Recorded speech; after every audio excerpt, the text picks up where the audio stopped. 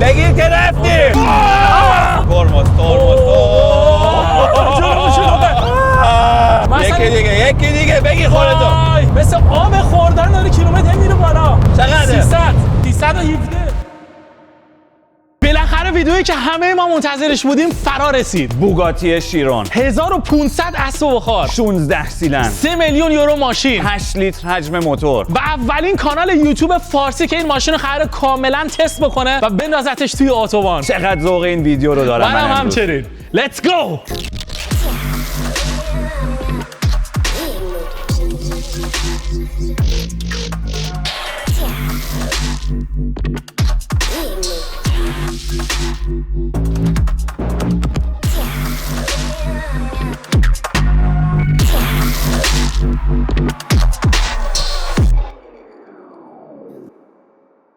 خب بچه‌ها بالاخره رسیدیم به اون ویدیویی که خودم هم از شروع چنل امید و مهران منتظرش بودم. منم همچنین. بوگاتی شیرون. امید من تو رو پارت کردم تا اینو بخری. واقعا جرت دادم. هی من بهش زنگ می‌زدم امید جان یه بوگاتی جور کن. امید جان یه بوگاتی جور کن. چون که شما بچه‌ها واقعا کامنت ها رو پاره کرد. یعنی همتون منتظر بوگاتی بودید. دقیقاً. بالاخره موفق شدم و ششمین از 500 بوگاتی شیرون رو تو دنیا من خریدم. امید جان تو اصلا با بوگاتی شیرون معروف شدی. من یادم میاد آخرین بوگاتی شیرونی که داشتی مال پارسال بود و قبل از زمستون فروختیش. دقیقاً. اطلاعات تو از همه ما بیشتره. بریم شروع کنیم. انقدر ذوق این ویدیو رو خودم دارم اینه که قبل این ویدیو رفتم دوش گرفتم، عطر زدم، ساعت بوگاتیمو درآوردم، صورتمو کرم زدم. این اصلا خودم واقعا ذوق این ویدیو امروز رو دارم. منم کرم زدم بعد از 2 ماه. چون که یعنی واقعا هیچ ماشینی واسه من جذاب‌تر از بوگاتی شیرون تو این دنیا واقعا نیست. خب ببین غول صنعت ماشین سازیه. این ماشین غوله. امید جان بررسی ظاهری به به. ببین 500 تا بوگاتی شیرون کلا تولید شده. خب و از 500 تا بوگاتی شیرون این الان 6مین بوگاتی شیرونمه که خریدم و به نظر من این حتی خوشگل ترین بوگاتی شیرونیه که تا به حال داشتم. ببین رنگ سفید خیلی قشنگه. خب این سفید مشکی ماشین خب دو رنگ است. من تا الان یه بوگاتی شیرون داشتم که کاملا سفید مات بود. اولین بوگاتی شیرون اسپورتم بود که حتی با سوپرکار بلوندی تو سال 2022 یه دوری زدم اگه یادت باشه. بعد من 4 تا بوگاتی مشکی داشتم. همشون پای سر هم مشکی بودن. بعضیاشون فول مشکی بودن، بعضیاشون مشکی با کاربن فایبر بودن و این اولین بوگاتی شیرونمه که سفید مشکیه. درسته. ببین بوگاتی رو من دقیقاً به همین رنگ میشناسم که داخل کابین سفید باشه، بیرون ماشین یا سفید مشکی یا مشکی. خب اینو من بوگاتی رو اصلا اینجوری میشناسم. امید اول از همه چقدر کاپوت ماشین کوتاست. نسبتاً کوتاست. آره دیگه این ماشین کنید این قدره. کلا این قدره. ببین این ماشین کلا دیزاین ماشین فقط واسه ایرودینامیک ساخته شده که این ماشین بتونه 400 کیلومتر سرعت به بالا بره. دقیقاً. و واقعا تمام دیزاین ماشین، شکل ماشین، تمام فانکشن ماشین فقط واسه سرعت رفتنه. امید جان قشنگ با اولین نگاه هم مشخصه. مثلا اگه اینجا رو نگاه کنی اینقدر فرم سپر جلوش خوشگله که نگو. و ببین بوگاتی اینش خیلی مشهوره. خب من حتی مستندایی دیدم که این بوگاتی‌ها چطوری ساخته میشن و این خیلی مشهوره. می‌بینی اینجوری چه صدایی میده. بوگاتی یس دشمنان ببینن. نکن جلوی بوگاتی همیشه اینجا شکل نعل اسبه. آره. و حتی بعداً از تو هم این دیزاین رو دوباره پیدا میکنه و حتی قدیمی ترین بوگاتی ها هم که نگاه بکنی از بوده تا بوده این دیزاین رو داشتن و این دیزاین رو بوگاتی همیشه حفظ کرده. یعنی یه جوری اصالت شرکتشه. دقیقاً. درسته. البته امید نگاه کن من اینجا رو میزنم میگم بوگاتی اصلا نیازی نبود. مثلا میتونم این کارم بکنم. بوگاتی ولی این صدا نمی چه قشنگ چیکار میکنه. خیلی جالبه. 16 سیلندر. جدی الان پاکش کردی؟ الان پاکش کردیم دقیقاً. دیگه بچه‌ها که چنلمون رو فالو میکنن خب دیگه ساعت رو میشناسن. و چقدر ذوقشو دارم که دوباره ساعتم با ماشینم مچ. خب این ساعت رو داشتم الان بالاخره دوباره ماشین سفید در اومد. دقیقاً. الان رنگش هم مچه. فقط بعد الان این استرپش رو عوض بکنمش مشکی این سری دوباره. بعد مچ میشه. دقیقاً. بعد میدونستی این ساعتی که دست امیده بچه‌ها 6 تا از این ساعت قیمت همین بوگاتیه. تقریبا. آره. خب امید جان توضیح بده برامون. خب بریم از کجا که شروع کنیم. بیا دیزاین ماشین بیا از بغل نگاش بکنیم. چیزی که بوگاتی واقعا معروفه اینه، این قوسشه. خیلی خوشگله. و یه چیز دیگه هم که من خیلی باش حال میکنم و هر سری مثلا بوگاتی رو میبینم باش حال میکنم. ببین همه چیش خوبه. الان میخوام شروع کنم. از کجا شروع کنم؟ چراغ جلو، چراغ عقب، لوگو و واقعا این. ما از تایر جلو شروع میکنیم. دیسکای ترمز که سرامیکن که رو ماشین سوارن، بزرگترین دیسکای ترمزن که روی ماشین نصب شدن. بچا واقعا این خط داره. بزرگترین این دیسکا خط داره. خب باید هم انقدر داشته باشه. تو مثلا از سرعت 400 به بالا میخوای ترمز بکنی، بالاخره یه ترمز خیلی خیلی قوی میخوای و این قوی ترین ترمزه که روی ماشین نصب شده. یه سال الان ازت دارم، اگه دیسک ترمز تسلا رو این بنازن چی میشه؟ فکر کنم اولین بوگاتی میشه که دیگه میشه با خالی. اصلا دلت میاد این حرفو بزنی؟ نه واقعا دلم نمیاد. اوکی. واقعا دلم نمیاد اصلا. خب این ماشین رینگاش 20 تنه، تمام بوگاتی شیرونا رینگاش 20 تن. خب این بزرگتر از این نمیذارن چون که ما پرفورمنس میخوایم. 20 به بالا دیگه پرفورمنس ماشینو میگیره. ترمزاش مشکی ان، کلا دیزاین این ماشین سفید مشکیه. خب کالر اسپلیت داریم. مثلا آدم میتونه الان ترمزاشو قرمز بکنه یا زرد بکنه، ولی من فکر میکنم مشکی. دقیقاً مشکی خیلی خوبه و اولین ترمز مشکی که تا حالا دیدم. کلا بوگاتی تو این 500 تا ماشین که تولید کرده چند نوع بوگاتی زده. بوگاتی شیرون، بوگاتی شیرون اسپورت، بوگاتی شیرون پیور اسپورت، بوگاتی شیرون سوپر اسپورت، بوگاتی شیرون سوپر اسپورت 300 پلاس و یه چند تا اسپشیال ادیشن مثل بوگاتی شیرون 110 مثل بوگاتی شیرون پروفیله.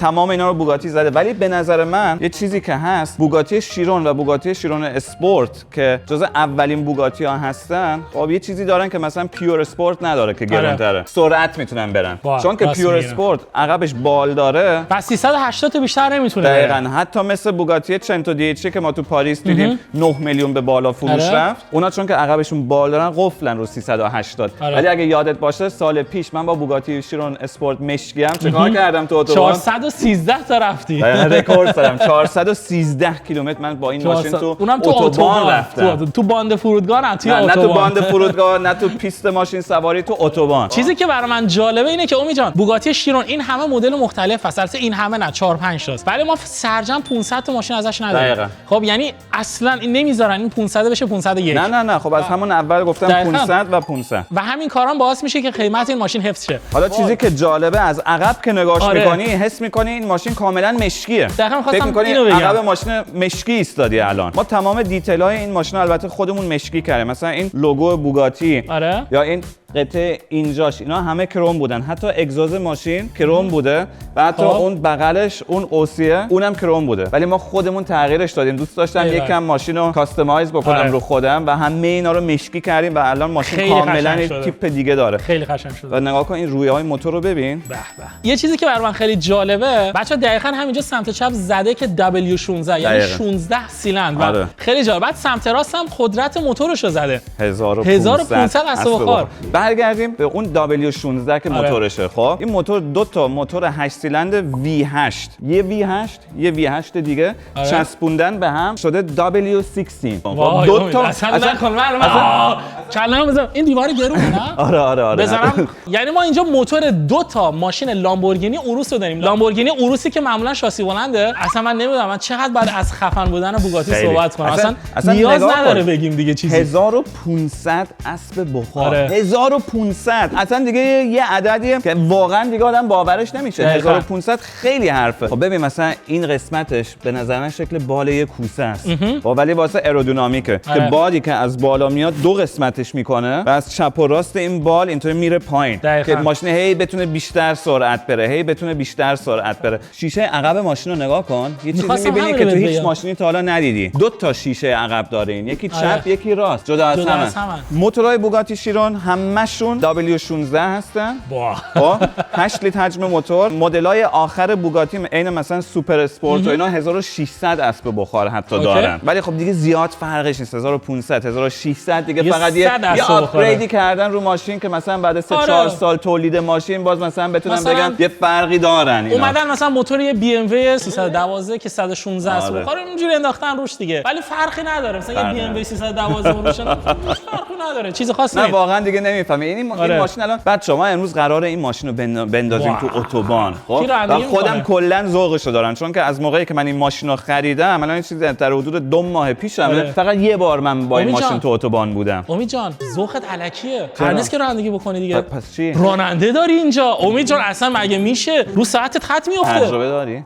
من بوگاتی تجربه 1500 اسب بخار رو داری؟ آره بابا ما همسایه‌مون یه 20 اسب داشت. خب حالا میشه 20 تا نه ندارم واقعا ندارم. دیزاین چراغ عقبش خب ببین چقدر قشنگه، فرم داخلش هم خیلی زیباست و اینم از محدود ماشیناییه که من دارم میبینم مثلا چراغ عقبش زده بیرون. آره خب انگار مثلا چش یه نفر از حلقه در اومده، خیلی باحاله. مثلا دیزایناشو ببین چقدر قشنگ طرحش دادن. بعد این ترگ هم که اینجاست دقیقاً همون ترگیه که جلوی ماشین هم بود، تو قسمت گریل ماشین بود. ببین اگزوزش هم 4 تا قسمته، امید 6 تا، 2 تا این پایینه. آره یه دونم این بره یه دونم اون بره. ببین دیگه این همین میشه فرق بوگاتی تا لامبورگینی. آره. بوگاتی 6 تا اگزوز داره ولی خیلی لوکیه باز هم. خب فقط 4 تاشو نشون میده. لامبورگینی 4 تا داره، ادای 6 تا رو میخواد واسه در بیاره. بوگاتی مثلا 6 تا داره، 2 تاشو قایم کرده. آره دیگه بسته دیگه بسته. نیازی به نشون دادن زیاد نداریم. سر و صداشو در نیاریم. امید جان من همیشه تو ویدیو اذیتت میکردم، مثلا دست میزدم به ماشین. دست نزنی ها. خب به این دلم نمیاد. نه واقعا از وقتی که اومدم حواسم نبود، مثلا اینجوری بهش نمیخوردم. واقعا دلم نمیاد بهش دست بزنم. واقعا ببین میتونیم بهش دست بزنیم ولی اول بعد یکم ارتباط با این ماشین برقرار بکنیم، یکم از لحاظ روحی بهش وصل بشیم. داشتم ارتباط برقرار می‌کردم. اون ارتباطو من بعداً با تو برقرار میکنم.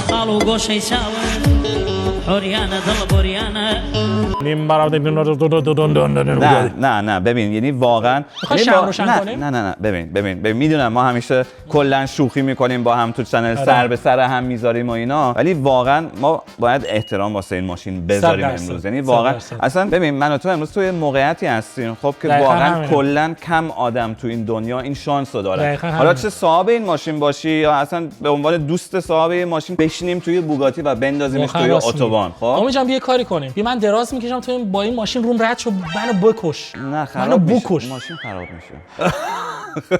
من از این کارا کردم، به نردبونم زدم اگه خب میدونی خودت به نردبون زده به من نمیزنه اینجوری خراب میشه. اگه یادت باشه 2 سال پیش مسابقه گامبال که بود که ما اون موقع با بوگاتی شیرانی که داشتیم 5000 کیلومتر تو اروپا روندیم، از اسکاتلند، از ادینبرو اسکاتلند. تو 5000 کیلومتر با اون ماشین روندی، بعد تو رام زدی به نردبون. تو اتوبان خوردیم به نردبون. کلا از 13 تا کشور تو اروپا زدیم که از اسکاتلند خودمون رو رسوندیم به مونتنگرو، به یوگسلاوی. تو همین الان راجع به احترام به این ماشین صحبت کردی، چطور دلت میومد با این ماشین برداری بریم مثلا یوگسلاوی؟ خب آقا احترام به اینه که با ماشین برونی، به خود ماشین حال بدی، ماشین به تو حال بده، لذت از ماشین ببری و به ماشینم این اجازه رو بدی که قدرتش رو نشون بده. مثل ورزشکاریه که بهش بگی وزنه رو بلند نکن، فقط گذاشتیمت اینجا که پوزتو بدی. درسته. پس منم دست بزنم دیگه. ماشین خب برای دست نه ولی سنگ نخورد به ماشینه تو اتوبان بودی؟ چرا سنگ خورد، حتی یه سنگ خورد تو شیشه ماشین که 80000 یورو خسارت فقط شیشه جلوی ماشین بوده. خب اینا فکرشو بکن، من مثلا بچه بودم، ما خب خودمون مهاجر بودیم. خب مامان بابا دار و ندار هر چی ما داشتیم تو ایران گذاشتن و اومدن آلمان. درست. و مثلا اگه یه پولی داشتیم، بابا مثلا زیر پاش ماشین 4-5 هزار مارکی بود که مثلا به پول امروز میشه 2-3 هزار یورو. اگه هم نداشتیم همونم باید میفروخت. حالا ببین ما خودمون رو کشوندیم به کجا که امروز توی موقعیتی هستیم که سوار بوگاتی میشیم. و من مثلا بهت میگم مهران این 6مین بوگاتیه از 500 که من دارم خودم میخرم. خب و اصلا مثلا بخصوص سوار این ماشین که میشم یاد اون روزایی میافتم که واقعا هم نداشتم و میگم این مثل یه آرزویه، مثل یه رویاییه که کلا خیلی سفت و سخت واسش کار کردم، ولی بالاخره همیشه بعد جا خودمو بدونم. مثلا اون موقع که ما با این ماشین اون تور رو گذاشتیم تو اروپا 5000 کیلومتر روندیم، تو هر شهری که میرسیدیم استاپ داشتیم دیگه. بعدش خب جمعیت جمع میشد جو دور ماشین و اینا. تو هر شهری که بودیم خب من نمیشد دست کم 10-20 تا بچه رو دعوت نکنم بیان تو ماشینم بشینن. خب مثلا اونا بیلیونرها که خیلی خیلی خیلی خیلی از من پولدارتر بودن، مثلا با فراری و لامبورگینی می اومدن، مثلا نمیذاشتن کسی بیاد نزدیک ماشینشون، مثلا میگفتن نه نباید بیان دست بزنیم به ماشین. من برعکس در بوگاتی رو باز میکردم و مثلا به بچه‌ها میگفتم بیا بپرین تو ماشین عکس بگیریم. ببین آدمای خودساخته اکثرا اینجوریان. ببین چی میگم، چون که قدر اون زحماتو میدونن، قدر اون لحظاتو میدونن. آدمی که با سختی به اینجا رسیده واقعا خوشحال میشه که مثلا چند نفر بیان و مثلا یاد گذشته خودش میفته دیگه. مثلا تو اگه اون بچه رو تو ماشینت راه دادی، نه اصلا به همون بچه‌م شاید یه انگیزه میدی، شاید از 10 تا بچه که میشینه تو ماشینت خب یه دونه بچه اون انگیزه رو بگیره که بگه منم یه روزی خودم میکشونم به اونجا. و همین که اگه مثلا نمینشست تو اون ماشین این انگیزه رو هیچ وقت نداشت. ببین آدم یاد به گذشته خودش میفته. و میدونین کیا اینجوری هستن؟ بیشتر آدمایی که بهشون کمک نشده. من دوست دارم اون چیزی که دارم با همه به اشتراک بذارم، میدونی؟ یعنی واقعا همه لذتشو ببرن با من، چون که چرا خودم خودخواه باشم. چیزی از این ماشین کم نمیشه اگه همه لذتشو ببرن. امید جان نه پس دیگه رانندگی امروز با من دیگه. منم یه لذت ببرم. نگفتم بچه‌ها میذاشتم بشینن تو ماشین، نگفتم خب منم میشینم.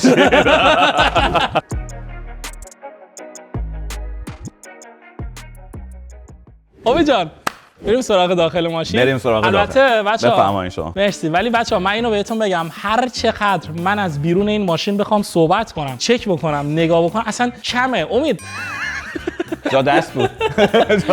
واقعا به نظر من آدم باید 2 ساعت بشینه مثلا راجع به تک تک این خطه که اینجاست میتونه اصلا صحبت بکنی. خب هیچ وقت 2 ساعت هم کمه، هیچ وقت کم نمیاری. مثلا بیا الان یه نکته که من دارم میگم، مثلا اینو میبینی چقدر این قشنگه، اصلا واقعا نمیدونم چی بگم. این نیست اصلا هنری که بوگاتی روی این ماشین انجام داده تک تو دنیا، چون که قبل از اینکه ما بوگاتی شیرون رو داشته باشیم بوگاتی ورون رو داشتیم و بوگاتی 10 سال تو پیشرفت بوگاتی ورون کار کرد تا اصلا ما تونست ماشین رو بیاره تو بازار. بوگاتی ورون اونم 16 سیلندر بود، 1000 اسب بخار، ولی مشکلی که داشتن هر گیربکسی که رو اون ماشین سوار می‌کردن خراب می‌شد. خب نمیتونست جواب موتور رو بده و 10 سال طول کشید تا اصلا بوگاتی ورون اومد.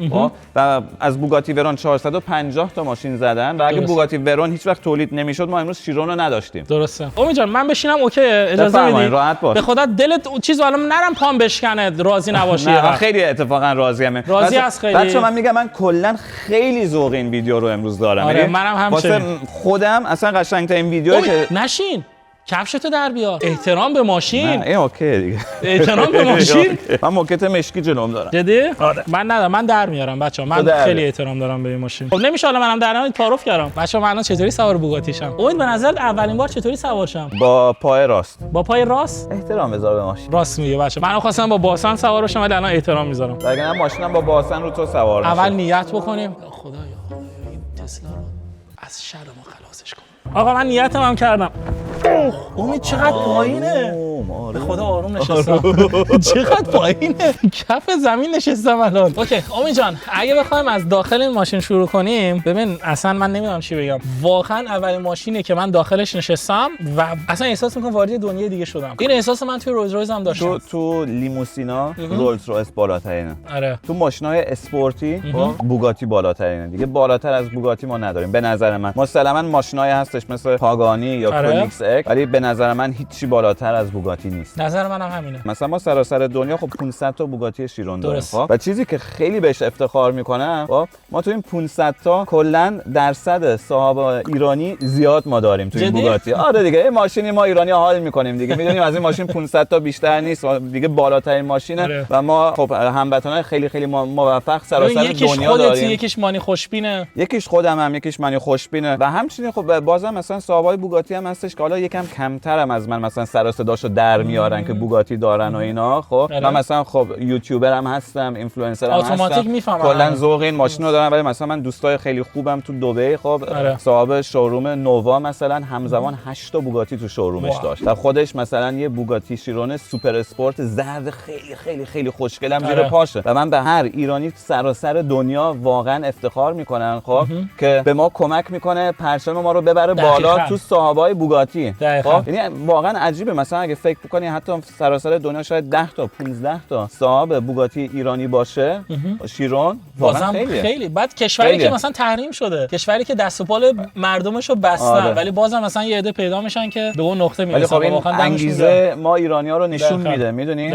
خب آقا اگه بخوایم سریع راجع به داخل ماشین صحبت کنیم امید جان، اول اصلا بیا از سقف شروع کنیم. ببین سقفش نمیدونم چرا اینجوریه. خب چرمشه. من حتما این باز میشه. نه فرم ماشین دیگه. فرمونش که کلا جیر سفیده. آفرین جیر سفید دست سازه. مونتراس همه دست سازه. همش دوختش مشکیه. تو ماشین نگاه کن، ماشین از بیرون سفید مشکیه، از تو هم همینطور، از تو کلا سفیده دوختش مشکیه. تو اینجا پیش پاتو هم شیرون نوشته یا فقط پیش پا؟ من نوشته. پیش پاتو هم اینجا نوشته. چقدر شیک نوشتن شیرون. اینجا تو صندلی‌ها نوشته شده شیرون. کار دسته، قشنگ معلومه کار دسته. و اگه چیزی دقت بکنی اون قوسی که ما بیرون داریم اون قوسی اینجا هم تو هم هست. دقیقاً همینه. و این طولانی ترین نوریه که یه تیکه توی ماشین نصب شده. یعنی فقط از این ور تا این ور. اوکی؟ یعنی طولانی ترین نوریه که یه تیکه توی ماشین نصب شده. یه چیزی دیگه هم که جالبه اینه که ببین کابین ما جداست. آره اصلا حس می‌کنی تو جای خودت نشستی، من سمت خودم نشستم. من احساس می‌کنم که نگاه می‌کنم مثلا مهران اینطوری می‌بینه. ببین من احساس می‌کنم مثلا خلبانم بعد نشستم پشت یه جل. من مثلا تو کپسول خودم نشستم، تو هم تو کپسول خودم. میفهمم. بعد مثلا این قوسه خیلی برای من جالبه اصلا. و نگاه کن این دو تا شیشه عقب که واقعا دو قسمته. واقعا هم جدا. جنسش هم خوبه. واقعا امید آدم پشت این ماشین میشینه احساس میکنه سوار یه سفینه فضایی شده. دقیقاً. واقعا همچین حسی به دست میده. البته کاکپیت ماشینم خیلی جمع و جوره، یعنی مثلا چیزای اضاف نداری، مونیتورهای اضاف یا مثلا چیزایی که اذیتت بکنن یا حواستو پرت بکنن. مهمترین چیزا که این وسطن، این باید برای مثلا کولرش باشه، اینم همچنین کولر بخاری. و این برای چیه؟ راست و چپ زده، راهنماش که نیست. نه راهنما اونجاست. این واسه دریچه هواست، بالا پایین می‌کنی، تنظیم می‌کنی. بعد این چیه دکمه راست و چپ؟ روشنش بکنی خب این مونیتورها روشن میشن، بعد بهت جواب میدن. راست میگی. اوکی. خب امین جان چرا ما دو تا کلید داریم؟ خب این کلید ماشین معمولیه. آره. که اینجا میزنیمش. واه. اینم سپید کیه. اوکی. خب اینو میذاری بغلت، میام خودم اون وقت توضیح بدم. بچه‌ها اسپید کی داره ماشین. من اولین بار تو زندگیم شنیده بودم که بوگاتی شیرون اسپید کی داره، اصلا پشمام ریخته بود و همین الانم پشمام ریخته. اگه این کلیدو الان نزنی تو سوئیچ، این ماشین 380 بیشتر سرعت نمیره و قفل میکنه تو اتوبان. فقط 380 فقط 380. فقط 380. فقط 380. آره دیگه سریعتر نمیتونی بری. این کلیدو ولی که بزنی وی مکسشو باز میکنی، اکتیو میکنی. آره. و میتونی 420 بری با بوگاتی. من شنیدم این کلیدو در صورتی بهت میدن که همیشه مثلا بری چه میدونم کار ماشین رو پیش بوگاتی انجام میدی و ماشینت اوکی باشه. درسته؟ ببین این کلید کلا همیشه دست خودته. آره. ولی اگه ماشین رو سالی یه بار نبری سرویس، این کلید دی اکتیو میشه. یعنی فعال دیگه نیستش واسه دیگه کار نمیکنه. این کلید سالی یه بار باید تمدید بشه. خب امید جان بذار من ماشین از داخل پامو گذاشتم رو ترمز. به جواب داد. گفت بس دیگه. یک بار استارت هم بزن. یک بار. وای امید جان چی بگم 16 سیلندر الان اینجا داره.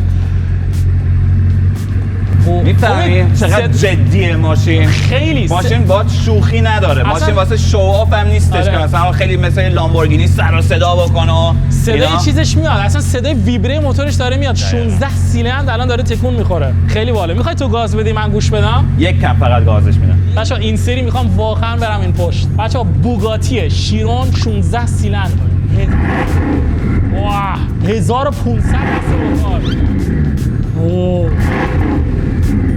ببین به نظر من این ماشین موقعی که گازش میدی خب پشت سرت این صدای رعد و برقه که داره میاد، یه رعد و برق خیلی سنگینه، بعد مثلا مثل طوفان که تازه داره خودشو آماده میکنه. میدونی نظر من چطوریه؟ ببین فرض کن دو تا باند خیلی بزرگ که از این پایین تا اینجا هستن، مثلا راست و چپ گوشت هستن، بعد یه آهنگ روش میذاری. اون آهنگ حتی اگه ملایم باشه اینقدر ویبره داره، اینقدر اباحت داره اون بانده که اصلا تمام وجودت میلرزه. و دقیقاً این حسو من داشتم. خیلی باحاله. خیلی باحاله. هر چقدر بگم کم گفتم. جانا موتور رو می‌بینید؟ مثلا موتور ماشین اینجاست. الان من دستم رو موتور ماشینه. الان انگشتم رو موتور ماشینه. الان پام رو نه ماشین پا میذاره رو تو. یعنی واسه من واقعا خوشگل ترین ماشین دنیا. موافقم باهات.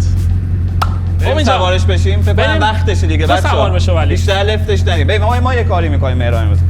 چند کیلومتر اولو من میرونم تا تایرهای ماشین گرم بشن، تا موتور ماشین گرم بشه. چند تا توضیحات بهت میدم و اون وقت دیگه فرمونو میدم دست خودت مهران. چون که میدونی اصلا من ذوقم چیه. که میدونم بعد امروز ما سراسر دنیا یه ایرانی بیشتر داریم که پشت فرمون بوگاتی نشسته. اون میشه تو. اون میشه تو امروز. دمت گرم امین جان. آقا بریم. آقا لفتش ندیم واسه بچه‌ها بریم.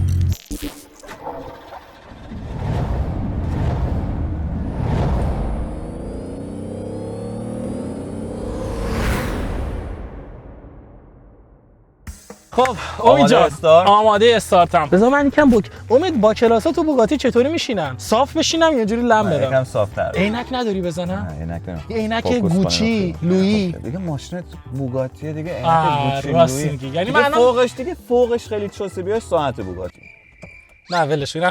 می‌خواستم ازت بگیرم الان گفتم خط میافته. بعد ما دو تا کلیه بیشتر نداریم امید. یکیش هم الان زیر قرضه ها. یکیش هم الان زیر قرضه. آقا بریم لیتس گو. و یکم نازش باید بکنیم دختر. آره من دیدم باش 13 تا کشور رفته بودی با بوگاتی قبلی نه اونم ناز می‌کردی. دورش دادم دیگه سراسر اروپا. اون نرد رفت زیرش چی؟ اون که تقصیر من نبود. درسته. تو اتوبان مثلا میرفتی کلی سنگ به جلو ماشین می‌خورده اینا. فویل بود ماشین. شیشه جلو چی 80000 یورو؟ عوضش کردم. آره عوضش کردم. که حالا نازش کن، میگم نازش کن. 16 سیلندر واسه هر یه دونه سیلند یه دور اینطوری ناز. میخوای من برم داخل موتور این سیلندا کلنجشون رو بشکنم نازشون کنم؟ نه. اوکی استارت کن بریم. بچه‌ها آماده ایم؟ اوه بچه‌ها اولین باره الان تو زندگیم که سوار بوگاتی هم، اون بوگاتی داره میره، باورم نمیشه. امید داخل ماشین سفیده، وای انگار مثلا ماشین عروس سوار شدیم. جدی میگم چقدر سفیده. توی امروز داداش. نه آقا بس عوض کنید. بچه‌ها بذارید امین این بیرونه. امین جان ببین، امین جان یه ثانیه بیا اینجا. امید جان این امینه اینجا دوستمه. بله. امین جان از یه جایی به بعد رفاقت‌ها 2 نفره میشه. می‌بینی واسه همینه بوگاتی 2 تا صندلی داره، اتوبوس 80 تا. موفقیت. بای. خداحافظ. شماره رو پاک کن. میخوای پیاده‌ام کنی؟ نه یه ذره جلوتر پیاده‌ام کن. الان امین اینجوری بخوام الان زایی میشم. یه ذره جلوتر. امید جان من الان سوار بوگاتی هم شدم، دلم پیش اونه. گفتی کی؟ پیش کدوم؟ سمت راست رو ببین. واسه اینجا دقیقاً. God of pain, of suffering, of destruction. خب مهران جان اینا رو می‌بینی؟ آره. که سوال می‌کردی که اینا مثلا تنظیماتش چیه؟ این بالا که واسه اینه که مثلا بگی از بالا پایین یا از کجا هوا بیاد. آره. این چیزشه که چقدر هوا بیاد. اوکی. درجه است. امید جان دستگاه کافه هم داره. می‌خوام یه چیزی بهت نشون بدم. صبر کن. این صندلی گرم کن و این هیتر صندلی و اینا. حالا نگاه کن اینو میزنم دائم. اوکی. طولانی میزنم روش تغییر میکنه. میره رو دنده. نه نگاه کن. آو راست میگه. مثلا این بالا حالا بهمون نشون میده که امروز تو این رایدی که ما امروز میکنیم ما چقدر اسب بخار PS استفاده میکنیم. 1000 تا 1200 تا 1500 تا ببین به کجا میتونیم برسیمش. میگه به 1500 میرسه. به نظر من آره تو پشتش باشی. آره سرعت رو بهمون نشون میده، بالاترین سرعت و بالاترین دور موتور و همچنین تو کدوم دنده که میندازیم ماشینو. بریم دیگه. آره بریم امید جان. من یه چیزی خواستم بهت بگم. ببین اگه بخوای با حد اکثر سرعت ماشین رانندگی بکنی توی 6 دقیقه باکت خالی میشه. میدونی دقیقاً آره. تو 6 دقیقه. خب آخه کجا تو میتونی 6 دقیقه خب 420 سرعت بری دائم؟ راست میگی. 420 کیلومتر من در ساعت 413 که رفتم، یعنی واقعا خودم واسه 1-2 ثانیه تونستم برسونم به اون سرعت و بعد دوباره ترمز میکردم تو اتوبان. یعنی اصلا هیچ جا نمیتونی، تو باند هواپیما هم نمیتونی این کارو بکنی. آره اینو راست تو باند فرودگاه هم نمیتونی این کارو بکنی. میرسی یه کشور دیگه. تهش میرسی. اولین کاری که میکنیم امید لاستیکاش رفت تو آسفالت. اولین کاری که میکنیم ماشینو بعد تایرهای ماشین گرم بشن، موتور گرم بشه. امید جان یه چند تا دشمن دارم این نزدیکیان، میخوای یه سر بزنیم جلو مغازه‌شون یه بوق بزنیم؟ نه داداش بالاخره ویدیو رو میبینن دیگه. اینم حرف قشنگی بود. اگه دشمنتن 100% تو فالوورات هستن. اینو راست میگه.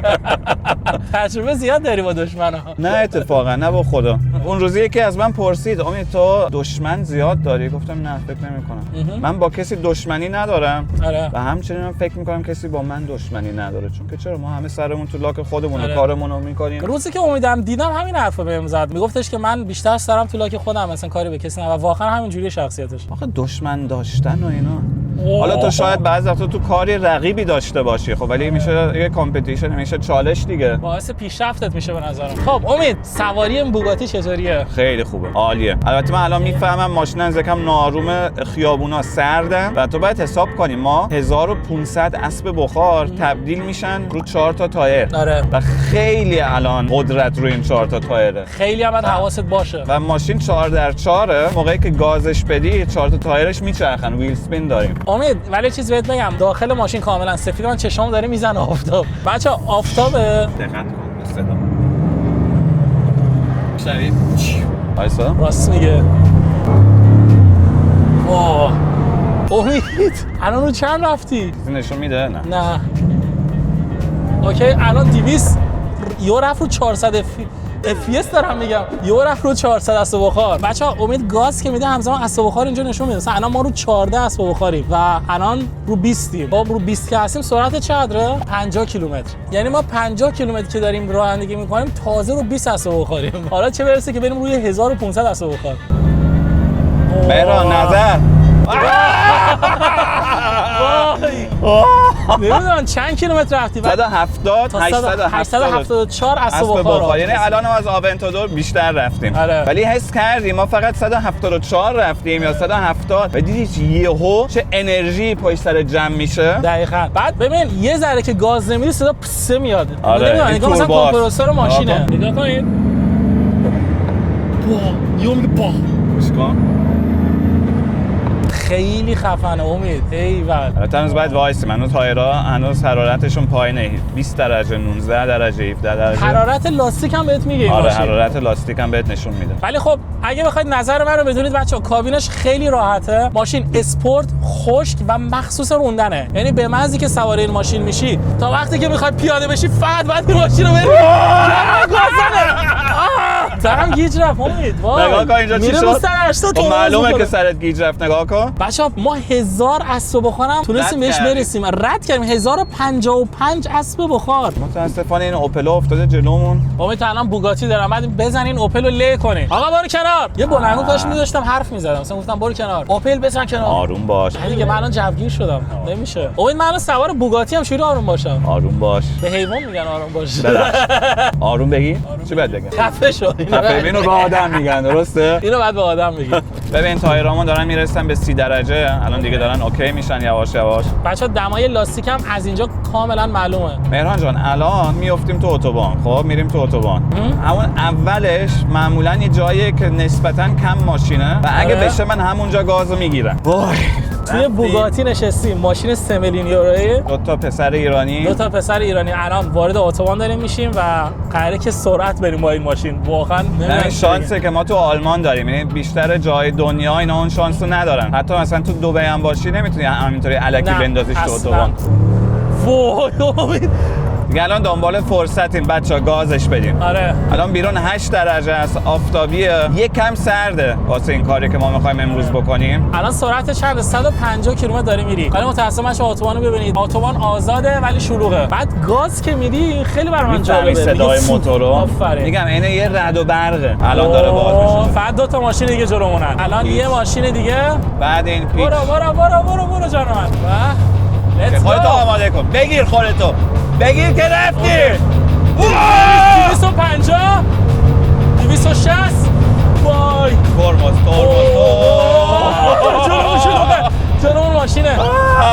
جلومون ماشینه 283 یکی دیگه بگیر خودتو. اوکی 250 مثل آب خوردن داره کیلومتر میره بالا. او 250 260 امید واقعا حلالت باشه، از ته دل میگم بهت. بچه‌ها تا 294 رفتیم. ببین عقب که ترمز میکنیم با گوپرو بگیر بالمون الان اومده بیرون.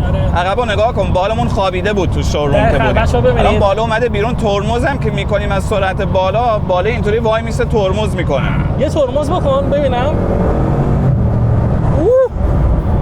آره چه قشنگ. امید اصلا این ماشین یه سفینه است، این ماشین نیست.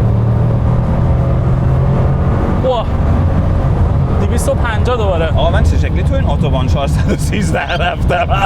الان من ساله. نه من جدی میگم، درست همین اتوبان بود. خب که من سال پیش 413 سرعت رفتم. ما امروز تازه 294 رفتیم، به 300 هم نرسیدیم. من 400 مهران خلبت شد. دهنم سرویسه. راه باز کردم. خدا یا پیغمبر. 250 چقدره؟ 300 رفتی فکر کنم. 317. امید دهنت 317 رو رفتیم. بچه‌ها ببینید 317 کیلومتر 1475 اسب بخار استفاده کردیم. تازه هنوزم 1500 اسب بخار نرسیده. امید این ماشین یک غوله.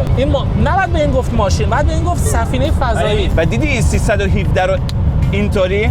حالا تازه چیزی بهت بگم، میرسی به 317 350 تازه تمام قدرت ماشین رو میشه و 4 تا توربو، موتور 16 سیلندر 1500 اسب بخار، تازه اون لحظه قدرتشون رو نشون میدن. نگاه کن 60 متر مکعب. خب هوا رو تو یک ساعت خودشون میکشونن. هنوز به اونجا نرسیده بودیم ما که 1500 اسب بخار رو استفاده بکنیم. تازه 1475. این ماشین به اندازه یه آدمی که 4 روز هوا میکشه تو یه دقیقه میکشه. تو یه دقیقه 60 متر مکعب در ساعت دیگه. توربو چارجر اینقدر هوا میکشن. بچا پمپای آب این ماشین که دور موتور و موتور رو سرد میکنن میتونن 200 گالون آبو توی یک ساعت انتقال بدن. یعنی حمام خونه منو قشنگ توی 2 دقیقه میتونن پر کنن. شاید هم کمتر از 2 دقیقه. من نمیدونم چی. یه بار دیگه سرعت بریم مهران. من از جونم سیر نشدم. انگار تا ارضا نشد 317 کیلومتر رفتیم. من وقتایی که مثلا میبینم تو میای با ماشین گاز میدی خیلی دارم احساس کنم لذت به دست میدارم. اون خیلی خنده رو لذت در این یاد گرفتی نه؟ الان واقعا دوست داری یه بار دیگه بریم 300؟ اوکی بریم. من پایتم تا پای دار. لیتس گو. پایتم تا پام در بیاد. من اگه تو بوگاتی بمیرم برام افتخاره. من از من نترسون. برو 400 تا میگم با یه خنده مرد. آره پدر بزرگم رو خر مرد. من با یه بوگاتی میمیرم دیگه. ولی دیدی اون لحظه که 317 سرعت رفتیم به چه راحتی این ماشین 300 رو رد کرد همینطوری. ببین من احساس میکردم که مثلا با این ماشین دیگه دارم 200 تا میرم. اصلا هیچی حس نکردم زیاد. کابینش صدای زیادی نداره. همه چیز همون بود. 2 هفته پیش واسه اولین بار که با این ماشین رفتم تو اتوبان ویدیوشو گرفتم. دیدی به یهو باسن ماشین تو اتوبان رفت. ما خوردیم یهو به بارون. بعدش من یکم بیدن شیب. شانس آوردیم من همین شانس آوردم. تونستم ماشینو کنترلش بکنم ولی یهو رفت. امید یه همچین ماشینی یه بوگاتی مثلا 3 میلیون یورویی اگه بخوای به اسم خودت باشه و بیمه‌شو پرداخت بکنی هزینه بیمه مالیاتش توی آلمان و بنزینش چقدر میشه تقریبا؟ تو هر 100 کیلومتر 25 لیتر مصرف ماشینه. آره. و مالیاتش زیاد نیست تو آلمان. مالیاتش مثلا بگو یه چیزی در حدود 8 لیتر حجم موتور 3-4 هزار یورو باشه در سال. اون برای زیاد نیست 3-4 واقعا زیاد نیست. بیمش گرونه. ماشینو که به هر حال باید فول بیمه بکنی. آره. ولی 2 شکل ما داریم. سالی 30,000 یورو میتونی بیمش بکنی. اوکی. بعد ولی هر خسارتی که بهش بخوره 200,000 یورو اول با خودته. اوکی. یعنی اگه مثلا یه خسارت 100,000 یورویی بهش بخوره خودت باید بدی. اگه خسارت 400,000 یورویی بهش بخوره 200 تاشو خودت باید بدی. 200 تاشو بیمه میده. اوکی. اگه اینو نمیخوای میتونی باید سالی 60,000 یورو پول بیمه‌شو بدی. ولی بیمه فول. اون موقع دیگه فوله. هزینه سرویسش چقدر میشه؟ حدوداً سالی 25,000 یورو. سالی 25,000 یورو. بستگی داره. سرویس کوچیک ماشینم با 15,000 تا جمع می‌کنی خب. ولی مثلا سرویس بزرگ ماشین 20-25,000 تا پولشه. تایرهای ماشین بخوای عوضشون کنی بستگی داره چه تایرهایی بگیری. تایر ماشین تو مایه‌های مثلا 15 تا 20,000 یورو. 4 جفتش. اوکی. یعنی اگه بخوای این ماشینو به اسم خودت باشه که مثلا در سال 1000 کیلومتر باهاش بری حساب کن سالی 100,000 یورو خرج اینه که ماشین زیر پات باشه. امید خفن ترین چیزی که من تو زندگیم دیدم میدونی چی بود؟ اینه که ترمز که میگیری با این ماشین بالش میاد بالا. آره. خب ببین من از این خفن‌تر ندیدم تو صنعت خودروسازی. ما اون صحنه رو میتونیم بذاریم واسه بچه‌ها. ما موقعی که 413 با این ماشین سرعت رفتم بعد ترمز که میکنم در آن چند ثانیه سرعت از 413 میاد پایین رو 200. آره. چون که این دیسکای ترمز بودن گندا. آره. اونا درجا میگیرن و این بالا هم کمک میکنه مثل بال هواپیما واسه ترمز کردن. مهران خودت آماده. امید دهنم سرویسه مطمئنم. آها گاز میخوای بدی؟ خدا رو شکر خودت آماده فکر ببین بعضی وقتا آدم شانسشو نباید چیز کنه دیگه. قسمت بوده که نتونستیم گاز بدیم. دیگه اوکی ببین امروز هنوز زمستونه بچه‌ها. واقعا هنوز زمستونه خب. اتوبانا یخن. هنوز آلمان سرده و ما با این حال واسه این ویدیو تا الان 317 سرعت رفتیم و 1475 اسب بخار. خب دقیقاً بعد دور موتورت هم 6000 بوده. یه حسی دارم تو خودم که به من میگه امید واسه امروز یکم آروم بگیر. اتوبان هنوز اون چیزو نداره. من حس میکردم موقع سرعت رفتن هنوز حس اون ایمنیو من نکردم که اون روزی کردم که 413 سرعت رفتم. الان وقتش نیست. الان وقتشه اتفاقا. فرمانو بدم دست مهران و مهران یکم حال بکنه تو این ماشین. خب بچه‌ها الان قراره که من بشینم پشت این ماشین و آقا من این نکته رو از همین الان بهتون بگم. امید جان ببین اگه قرار باشه تصادف بکنیم خدای نکرده البته من یه کاری میکنم دوتامون بمیریم چون پول خسارت ندارم دیگه. مثلا اگه بزنم به یه ماشین وای میسم یه کامیون رد شه به اونم میزنم. فدا سرت فقط ما رو نکش. برای من مرگ راحت‌تر از اینه که تا آخر عمر بخوام بدهی بدم. خدا خب این عقب نمیره. این دوربینو رو بده دست من تا دو تا دست به فرمون باشه و واقعا حواست باشه که همیشه دو تا دست به فرمون باشه. من بهت نگفتم ما بوگاتی داشتیم قبلا؟ بهت نگفته بودم؟ نه یادت رفتم بگی. امید جان صندلی دستی عقب جلو میشه این پایین. این دستی بود؟ آره نه بوگاتی که من داشتم برقی بود میدونی واسه همین عادت ندارم این دستی سوار نمیشم. بی خود برم میاد بهت. نه اصلا جدی بهم میاد واقعا. آره جدی شکم بدم داخل. مبارکت باشه. خواهش میکنم شکم بدم داخل. نه هم بیرون باشه بهتره. آره. ببین تو این ماشین که میشین به نظرم این شکمه دیگه زیاد مهم نیست. کریدیت کارت تو اصلا کریدیت کارت رو نشون بدی. خود ماشین کریدیت کارت رو نشون میده دیگه. خود ماشین اعتباره. امید جان اول از همه یه استارت بزنیم روش نوشته انجین. نمیدونی اصلا احساس منو تو واقعا نمیتونی توصیف کنی. امید دنده رو از اینجا عوض کنم دیگه. نه تو اتومات. تو اتومات. تو اتومات هیچ کاری نمیکنه. نمیشه یه بار اینو بزنم؟ نه نزدی هم نزدی. نزنم یه بار. یکم آروم باش. الان یکم با ماشین ارتباط برقرار کن. ما هنوز خیلی وقت داریم سوار این ماشین بشیم. یه گاز دیگه بدم. بده. وای. فهمید چه هیولاییه این ماشین؟ ببین گاز که میدی اصلا ماشین تکون میخوره. بچه‌ها اینجا رو ببینید. کلا تکون میخوره. خب بچه‌ها آماده ایم. اولین تجربه رانندگی من با یه بوگاتی. نمیدونم چی بگم. خب ببین من الان فکر کردم مثلا 40 تا دارم، یعنی 90 تا دارم میرم. هیچی آدم احساس نمیکنه. 1500 اسب بخار. 3 میلیون یورو ماشین زیر پای من الان. چه حسی داری؟ شما که من نمیشناسم شما رو. جلو رو نگاه کن تو رو خدا. شما که جلو رو نگاه کن. خب آقا نه یه تخمه امید جان بوگاتی ها یعنی ایمنیش در این حد نیست؟ نه همیشه 2 درصد بفرم. آروم گاز بده تا آخر گاز ندی. یعنی در این حد این ماشین اینجوریه؟ یه گاز یه نیش گاز بده. این الان نیش گاز بود؟ نیش گاز بود. حس کردی؟ این الان نیش گاز بود. آره الان برو یکم برو جا داری. برو جلوی ماشین داره بلند میشه. برو حس میکنی؟ آره جلوی ماشین داشت بلند میشد قشنگ. حس میکنی قدرت ماشینو خدا وکیلی؟ تو 3 تا اومدم رو 200 از 100 اومدم رو 200 اصلا هیچ چیز حس نکردم. اولیش همه دارن نگاهمون میکنن. الان برم؟ اوه 200 هم که گاز میدم ماشین بلند میشه. نه 250 بیشتر نمیخوام گاز بدم. بالاخره امروز تو تاریخ این دنیا یه ایرانی ها اضاف کردیم تو لیست راننده های بوگاتی. آره خب امید جان اینم از ویدیوی تست بوگاتی. من این دکمه مقدس رو بزنم بچه‌ها. این دکمه مقدس و ماشین دیگه خاموش شد. رو پی بزنم خودش میره. بزن. چجوری؟ اینو بعد بدم بالا؟ نه اینا یه فشار میدی. بعد یه فشار؟ چقدر با کلاس. اصلا نه صدای تق توخ هیچ. یه فشار میدی. دقیقاً. یه دکمه. خب بچه‌ها این اولین ویدیوی تست بوگاتی بود توی کل کامیونیتی فارسی زبان و امید جان دمت گرم واقعا که همچین فرصتی اول اصلا به من دادی و بعد به بیننده‌ها که بتونیم یه همچین ویدیویی بگیریم. خودم فکر کنم از هر بیننده بیشتر ذوق این ویدیو رو امروز داشتم. من واقعا از اون لحظه‌ای که ما این چنل رو گذاشتیم واقعا تمام انگیزم این بود که ان شاءالله به زودی دوباره بوگاتی بخرم و تست بوگاتی رو بالاخره بذاریم. واقعا حلاله. ماشین رو بندازیمش تو اتوبان و حال کنیم با هم. امید جان دمت گرم واقعا. ببین ماشین 10 از 10. من هیچ نکته منفی نیست که بهت بگم و بهترین چیزی که من باش حال کردم علاوه بر لوگوش اون بال عقبشه که ترمز میگیری بوک اینجوری میاد بالا. خیلی خفنه، خیلی قوت داره تو اتوبان و دمت هم گرم امید جان. من دیگه نمیدونم کی همچین فرصتی گیرم بیاد که مثلا بخوام دوباره پشت بوگاتی بشینم ولی خیلی بهم لذت داد. حالا ان شاءالله به زودی. بچه‌ها میگم هنوز زمستونه تو آلمان. خب هنوز جاده یخن، هوا سرده. تا دیروز تگرگ میومد. حالا من به زودی این ماشین رو دارم میبرمش پیش بوگاتی سرویس سالیانه. تایراشو عوض میکنم.